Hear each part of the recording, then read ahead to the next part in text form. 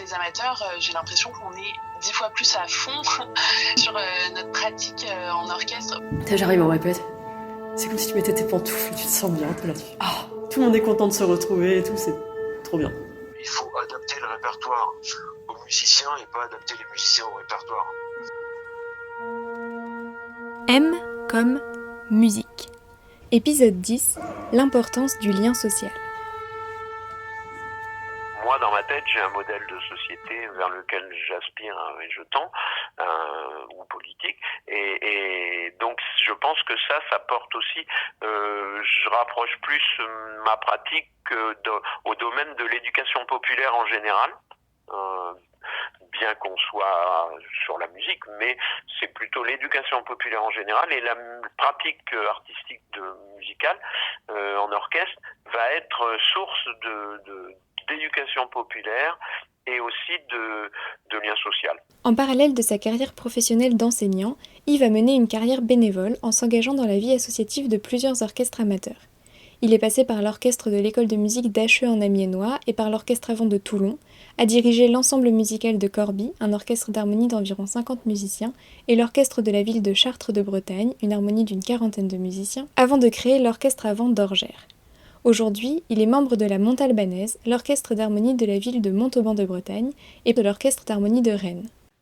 C'est un long cheminement. Moi, j'ai commencé, ça devait être en 1970, donc il y a 56 ans maintenant, 56 ans, à apprendre le solfège, qu'on appelait solfège et pas formation musicale à l'époque, et l'instrument qui est la trompette, le cornet.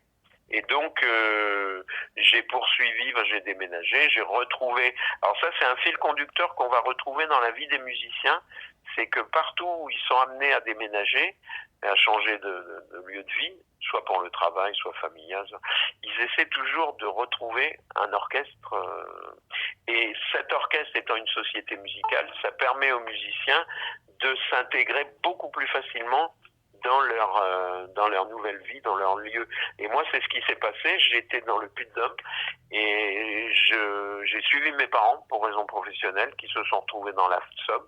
Donc ça a été un très très grand changement de vie, puisque c'est le Nord. Et donc ça a permis aussi le fait de retrouver un lieu d'apprentissage de la musique et de pratique amateur, m'a permis de tout de suite créer du lien, une intégration, un lien social, et c'est vraiment très très important. Donc après, moi j'ai jamais arrêté.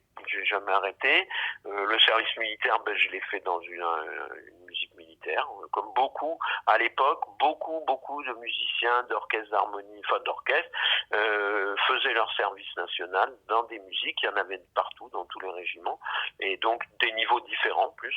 Et pendant un an, on apprenait à jouer tous les jours de la musique. Et quand on revenait dans notre société musicale, on avait plein de choses à dire, à expliquer, parce qu'on avait vu plein de choses, on avait une pratique quotidienne. Et donc après, moi j'ai continué, j'ai fait de la direction d'orchestre, j'ai dirigé beaucoup d'orchestres en amateur, mais j'en ai créé aussi. J'ai participé à des concours comme chef ou comme musicien. Et puis quand j'ai déménagé en Bretagne, pour aussi des raisons familiales, et la condition c'était de trouver un orchestre, ce que j'ai trouvé. Donc j'ai trouvé un orchestre, j'y ai joué, je l'ai dirigé, j'en ai créé un après. J'étais enseignant donc dans un village, et puis on a créé un orchestre.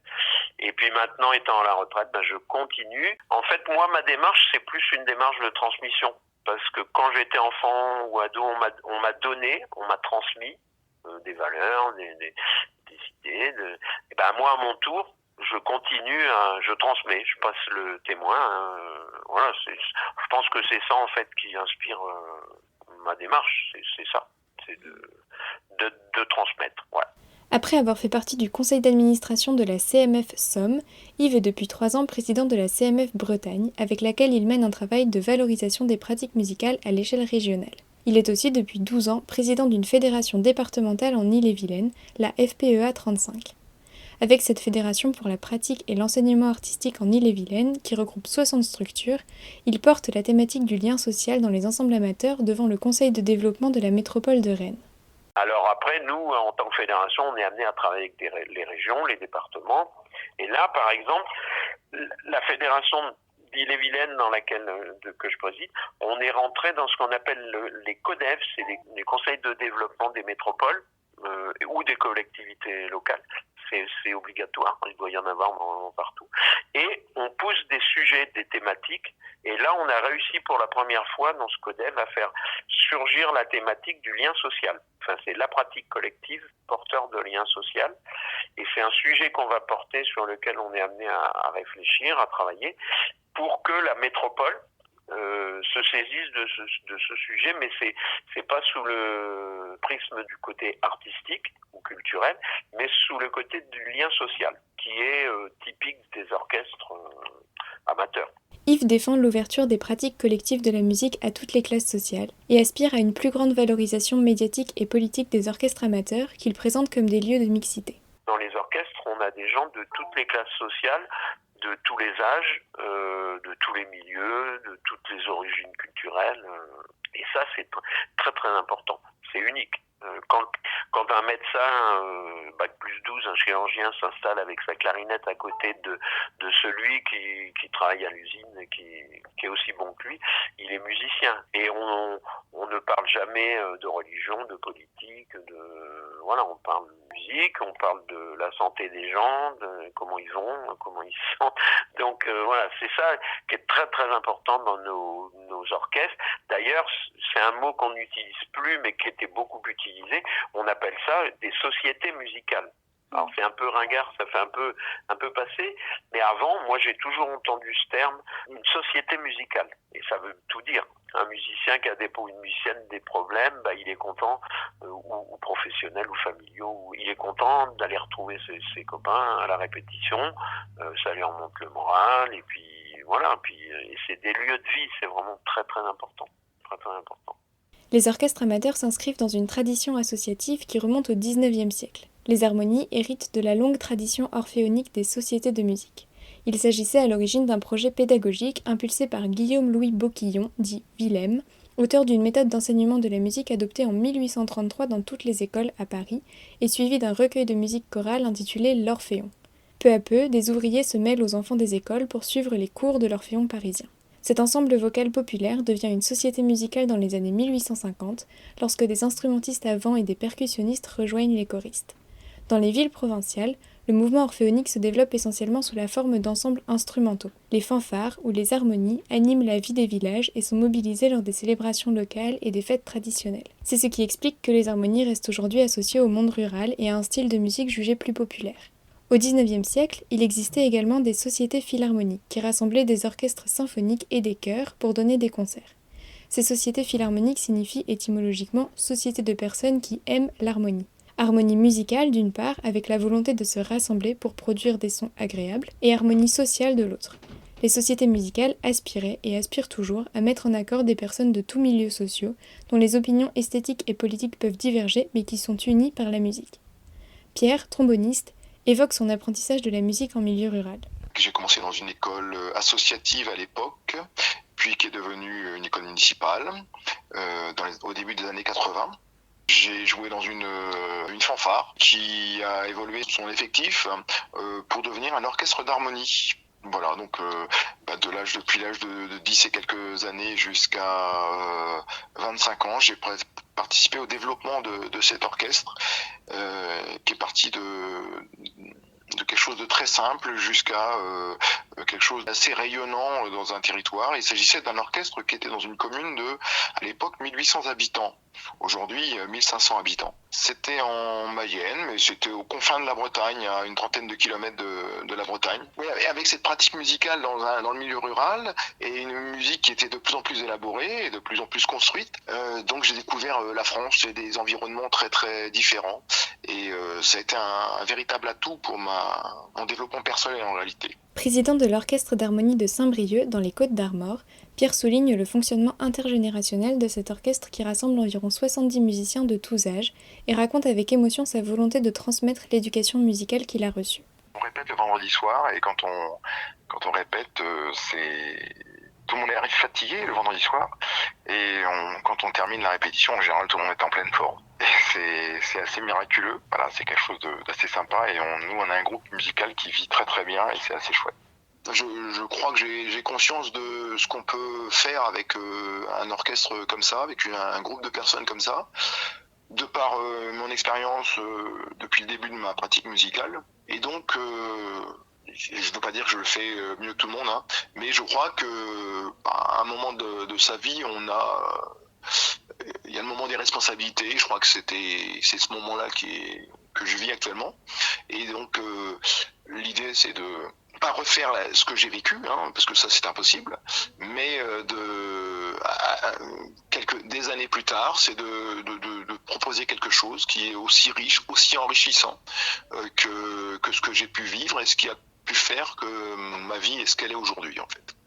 Je crois que c'est ce qu'on appelle un petit peu l'éducation populaire et je crois que c'est un petit peu l'objectif que je vise quand je propose des choses au sein de cet orchestre. Les valeurs de partage et d'ouverture culturelle qui caractérisent les orchestres amateurs en font des lieux de solidarité et d'échange entre musiciens. Cette mission sociale peut s'étendre au public, notamment dans le cadre de projets caritatifs. L'Orchestre d'harmonie de Saint-Brieuc organise ainsi des concerts au profit d'associations dans une démarche solidaire. C'est mettre au service de ceux qui sont dans le besoin la chance qu'on a d'être bien portant et de pouvoir faire de la musique. Je crois que c'est déjà la première chose. C'est essayer d'aider à la cause et c'est aussi pour nous l'occasion de jouer quelquefois dans un endroit différent de nos endroits habituels. Voilà, ce sont des prestations qu'on essaie de faire de plus en plus. L'engagement bénévole au service d'un orchestre est parfois l'engagement d'une vie. Nadine a rejoint l'harmonie de Noyon en 1975. Elle est aujourd'hui la secrétaire de cet orchestre qui rassemble 40 musiciens âgés de 12 à 96 ans. Rentrée en 2018 au conseil d'administration de la CMF Hauts-de-France, elle en est désormais la vice-présidente et fait partie du bureau national de la Confédération musicale de France. Son parcours illustre l'attachement des musiciens à la pratique collective. J'ai commencé la musique, j'avais 16 ans et demi et ça faisait déjà pas mal d'années que j'embêtais mes parents qui habitent la campagne pour aller apprendre la musique. Et puis j'avais une amie qui jouait de l'accordéon, qui cherchait pour construire un orchestre. Dans les années 70, le saxophone n'était pas à la mode, elle cherchait un saxophoniste, donc mes parents ont finalement accepté que j'apprenne le saxophone dans l'association qui était dans la ville toute proche, qui est Noyon, dans l'Oise. Donc j'ai appris avec l'école de musique de l'harmonie, un amateur qui était trompettiste qui m'a appris. J'ai fait quelques années comme ça, et puis l'école de musique de la ville, avec vraiment des professionnels, a été ouverte en 1984. Comme je m'installais en tant qu'avocat aussi dans ma ville natale, j'ai repris la totalité du parcours pour aller jusqu'au DFE au saxophone, donc au diplôme de fin d'études. Et j'étais toujours à l'harmonie de Noyon, j'y suis toujours d'ailleurs, je viens d'avoir mes 50 ans à l'harmonie depuis 6 mois. Et voilà, j'ai continué comme ça, je suis devenue secrétaire, puis à peu près au moment où je me suis installée comme avocat, puisque j'avais ce qu'il fallait pour taper sur ma petite machine à écrire, qui est devenue après une machine à mémoire, puis un ordinateur, etc. Et je suis devenue présidente de l'association en 1992. Je viens de quitter la présidence pour redevenir secrétaire, là il y a maintenant moins de 2 mois.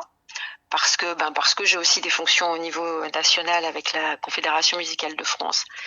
Mais j'ai toujours continué la musique. J'ai cessé mon activité d'avocat il y a maintenant 4 ans et je joue aussi à l'harmonie de Compiègne. Parfois, je complète dans d'autres harmonies de manière complètement bénévole et amicale.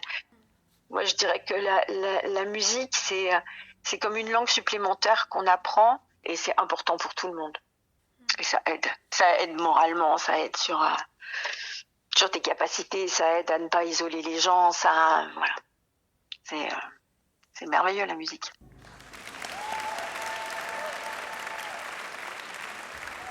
M comme musique est un podcast écrit et réalisé par Savannah Guillon. Il est hébergé sur Audioblog.